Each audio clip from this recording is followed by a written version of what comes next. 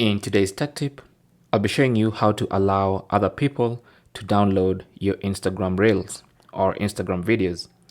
Now this is very simple. Simply launch the Instagram app and then tap on your profile icon in the bottom right corner. That takes you to your profile page.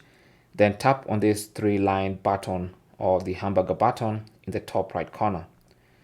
Now from this little menu, tap on Settings and Privacy.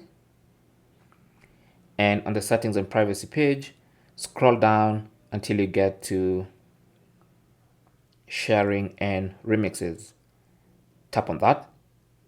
And then under that, if you scroll down near the bottom, you should see the option to allow people to download your Reels. So enable that. And once you enable that, then you're basically allowing people to download your Instagram Reels.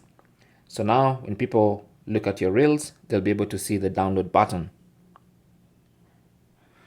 So now as people are scrolling through your Instagram Reels, once they come across an Instagram Reel from your account that they want to download, they can just tap on the share button and then they'll see the download option and they can be able to download that Instagram Reel. Thanks for watching. Leave your comments and questions down below and good luck.